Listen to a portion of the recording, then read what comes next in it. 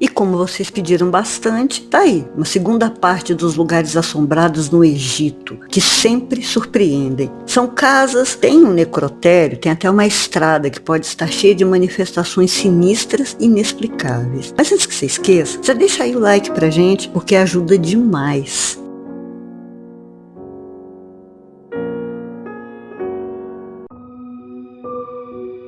Boa noite, eu sou a Doutora Plague, abrindo as portas do sanatório. Sejam muito bem-vindos à segunda parte dos lugares assombrados no Egito. E se no primeiro vídeo a gente conheceu manifestações de fantasmas de faraós e até de deusas, nessa segunda parte a gente pode estar falando não só de espíritos e fantasmas, mas também da ação dos djinns, os perigosos gênios que são capazes de atormentar, de apavorar e até de acabar com a vida das pessoas. E esse pode ser o caso de todos os lugares que a gente vai falar aqui. O primeiro deles é a estrada Al-Alamein.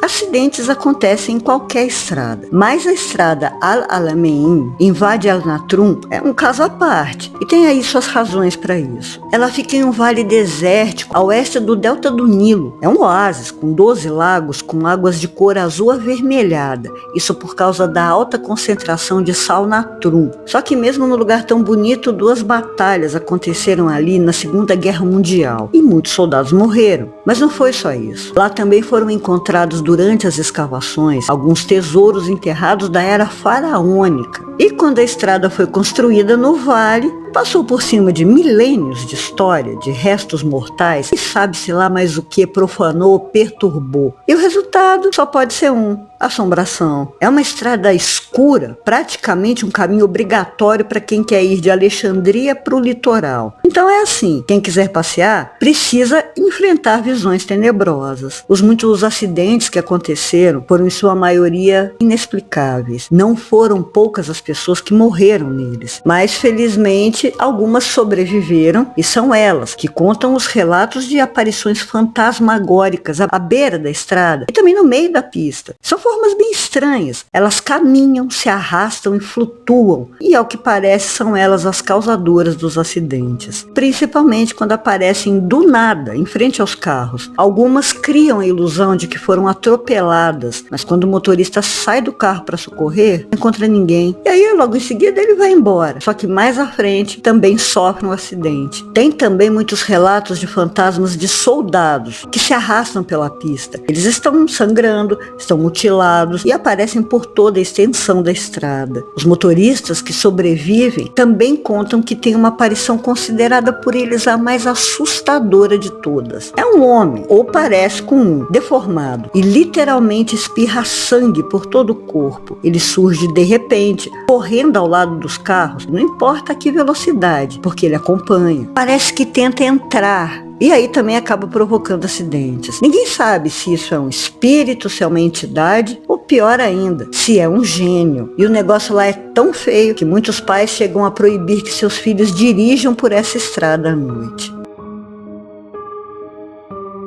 Dashur é um antigo complexo de pirâmides e também uma necrópole, um patrimônio mundial da Unesco. Nesse planalto misterioso estão 2 pirâmides que são bem conhecidas e bastante procuradas pelos turistas, a pirâmide torta e a pirâmide vermelha. Mas não é só isso não. O Planalto de Dashur é também uma base de treinamento militar. E é aí que a coisa ferve. É que alguns soldados morreram durante as manobras de treinamento. E mesmo tendo sido sepultados e homenageados com todas as honras militares, parece que alguma coisa não permite que suas almas descansem. No mesmo Planalto fica a Cidade dos Mortos, onde há também alguns faraós enterrados. Então muita gente acredita que a energia dos espíritos da necrópole estejam interferindo também na base de treinamento. Não é permitido que nenhum turista se aproxime da base, mas os soldados, esses aí já têm relatos suficientes para comprovar que aquele ponto está saturado de atividade sobrenatural. Eles contam que os treinamentos são muito severos, pesados e até violentos, e que isso acabou causando a morte de alguns deles. E aí o lugar que já era pesado e sinistro por si só acabou ficando ainda pior, porque durante os intervalos dos treinamentos, os soldados ouviam gritos gritos tenebrosos que vinham de lugar nenhum e de todos os cantos ao mesmo tempo. Gritos de desespero total. Também muitas vozes e viam sombras flutuando e se arrastando. Alguns também contaram ter visto o espírito de um general que aparece por alguns minutos agindo como se estivesse comandando uma tropa invisível. E os soldados dizem que a sensação é de medo quase incontrolável e que parece que sempre há olhos macabros espiando o tempo todo. Mas outros já presenciaram coisas bem mais assustadoras. Viram os espíritos dos soldados mortos em treinamento, que aparecem feridos, com partes do corpo faltando e cobertos de sangue. Trazem com eles um cheiro quase insuportável de carne podre e fazem um som horrível, uma mistura de gemido de dor, de respiração pesada. Alguns gritam muito e esse horror chega a durar alguns minutos, até que todos desaparecem e o silêncio volta. Os soldados disseram que são minutos de pavor extremo, já que esses espíritos se aproximam muito e parecem estar com raiva. Mas será que eles são mesmo os espíritos dos soldados? Ou algo bem mais perigoso, vindo da necrópole, que assume essa forma?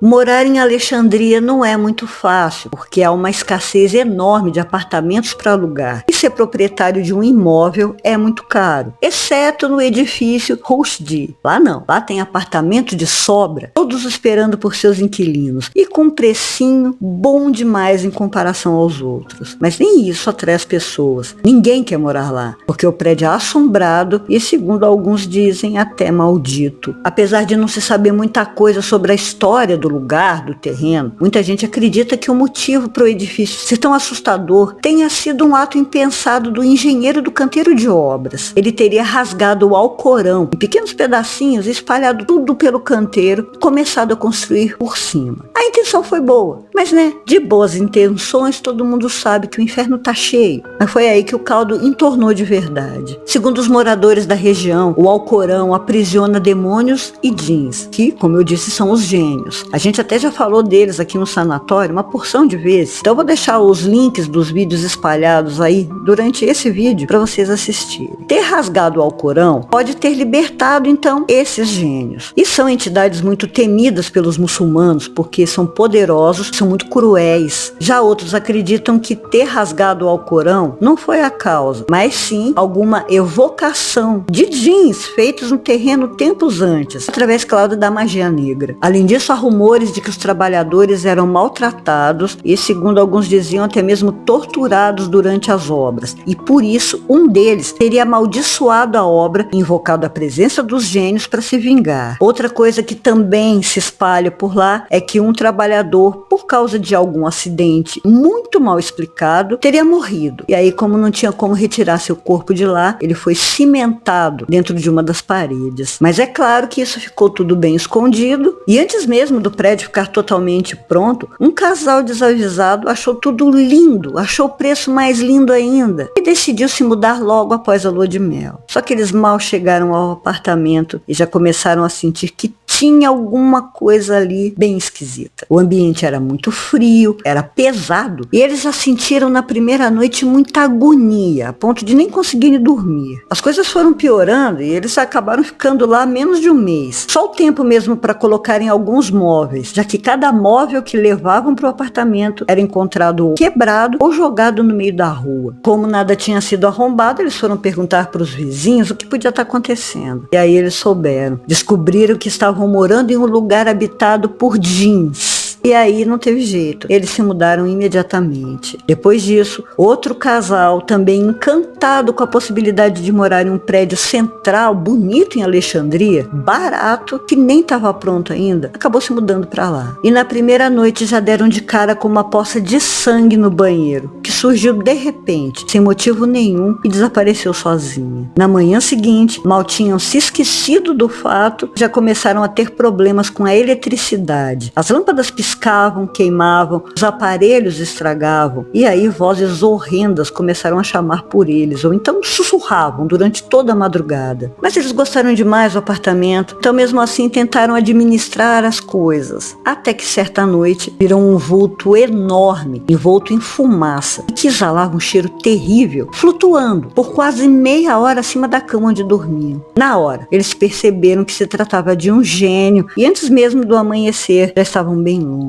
E esses foram os primeiros e últimos moradores do edifício. Hoje em dia, mesmo estando tudo vazio, os vizinhos ainda são testemunhas de muito barulho, de sombras e de coisas apavorantes vindas de lá. Apesar de ter uma placa bem legível na entrada do prédio, dizendo: não se aproxime e nem entre. Os curiosos sempre acabam desobedecendo. Quem pode culpá-los, né? Eles contam que é mesmo um lugar terrível para ficar e que seria impossível morar nele. Eles ouviram gritos de dor ecoando pelo prédio e alguns disseram que ao invés de água, desce sangue pelas torneiras.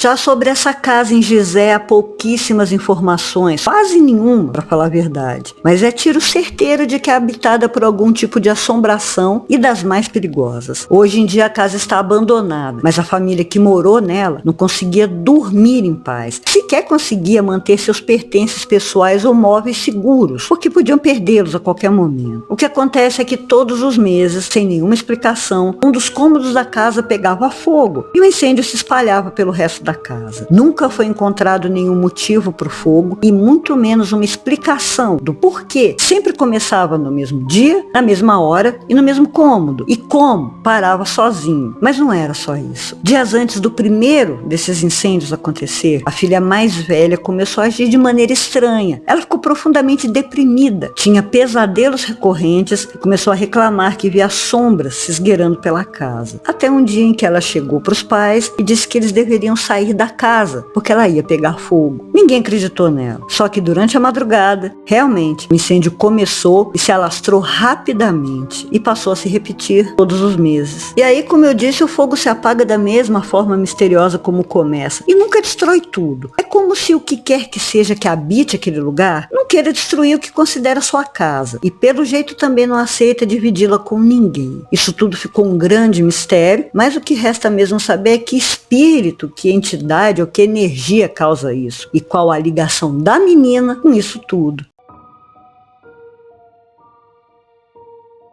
Mas tem outra casa aí. Na verdade é um apartamento. É o apartamento de Zamalek. Um crime deixou o Egito bastante abalado no ano de 2003, na região de Zamalek, no Cairo. Zikra era uma cantora tunisiana de 42 anos, muito querida no Egito, e foi morta a tiros pelo marido no apartamento onde ela morava. Apesar de terem um relacionamento estável, eram marido e mulher, mas não viviam juntos. O homem queria morar com ela, naquele apartamento maravilhoso, numa região de ricos e famosos, mas ela não queria. Ela queria que as coisas continuassem como estavam, cada um na sua casa. O resultado disso foi outra briga. E naquela sexta-feira, o assunto novamente deu briga, e que foi a última. Na presença de um casal de amigos, um deles era inclusive o empresário da cantora, o maluco pegou uma submetralhadora, matou a mulher e o casal de empresários, e em seguida tirou a própria vida. Zikra foi atingida com 15 tiros, e durante o inquérito, as funcionárias da casa disseram que ela e o marido brigavam muito, porque ele era muito ciumento e até desconfiava que ela tivesse um caso com o empresário. Depois do corpo de Zikra ter sido encontrado, o apartamento ficou fechado e ninguém mais quis morar nele. Mesmo sabendo disso, os vizinhos começaram a ouvir barulhos vindos de lá, batidas, vozes discutindo e coisas se quebrando. Mas quando iam conferir, chegavam até a porta e viam que o apartamento continuava trancado da maneira como sempre esteve e que ninguém poderia ter entrado. Mas isso se repetia noites e noites e foi assim por um ano depois da morte da cantora.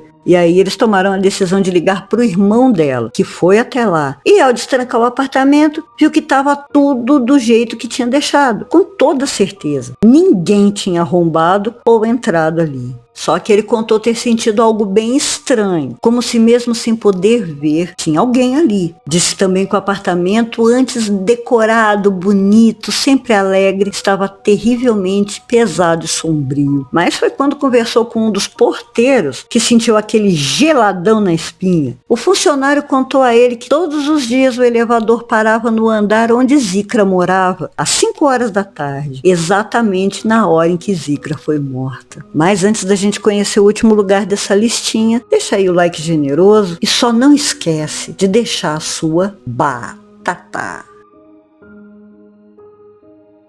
O Hospital Helouan, na verdade, nunca foi um hospital que atendia pacientes, nem nada do tipo. Mas mesmo assim mete medo em moradores próximos, nos turistas e nos curiosos que sempre querem explorá-lo. Originalmente, a enorme construção foi a casa do rei Farouk e de sua família. Tempos depois, o transformaram num necrotério. Além de outras pessoas, os membros da família real, depois que morriam, também iam para lá. Só que coisinhas bem estranhas e assustadoras começaram a acontecer. Durante o funcionamento do necrotério, os funcionários ouviam muitos ruídos, como batidas na parede, coisas se arrastando, ouviam coisas quebrando e também vozes. Tudo isso de madrugada. As luzes piscavam e as portas batiam. Eles acabavam ficando apavorados quando os vultos e as sombras começavam a aparecer. Isso era o pior. Então, aos poucos, um a um começou a pedir demissão, ninguém mais quis trabalhar lá e o lugar acabou ficando abandonado. O que não significa que as manifestações tenham parado, porque os moradores continuam a ouvir uma movimentação constante vinda de lá. Ouvem muitas vozes, ouvem lamentos, e mesmo sem eletricidade já há muito tempo, ainda conseguem ver luzes tremendo e piscando no interior. Outros relatos são de rostos que aparecem nas janelas, ficam por alguns segundos e somem. Alguns anos atrás, até a polícia precisou invadir o lugar para resgatar algumas crianças que gritavam e choravam apavoradas. Eles foram chamados pelos vizinhos do hospital, que ouviram os gritos e pensaram que essas crianças estavam sendo atacadas. Elas foram resgatadas, depois de terem sido retiradas de lá, contaram que decidiram entrar no prédio abandonado para brincar, mas que de repente tudo sumiu. Sumiu tudo. Porta, janela, chão, teto, elas ficaram presas em um imenso e escuro nada, tudo vazio. Então não conseguiam mais sair. Na delegacia elas disseram aos policiais que sentiram muito medo porque ouviam passos se aproximando por todos os lados e não conseguiam nem ver quem era. O pavor dessas crianças só acabou quando um dos policiais pareceu romper o escuro e chegou até elas. E aí de repente tudo já estava normal de novo, como se o prédio tivesse simplesmente reaparecido. Ninguém nunca soube explicar o que aconteceu. Mas eu acredito que tenha sido mais uma vez a ação dos djinns. Eles são capazes de criar essas ilusões. Muito obrigada por ter assistido até aqui. Se você ainda não é um paciente desse sanatório, se inscreva, se interne, cutuca o sininho para não perder nenhum vídeo. Deixa o like para me ajudar e se quiser me ajudar mais ainda a comprar ração e remédio para os bichinhos, tá aí o nosso Pix. Você também pode ajudar todo mês a partir de R$1, sendo padrinho ou madrinha pelo Apoia-se. Todos os links ficam na descrição de todos os vídeos, junto ao link do nosso Instagram. Doutora Plague, fechando as portas do sanatório. Boa noite.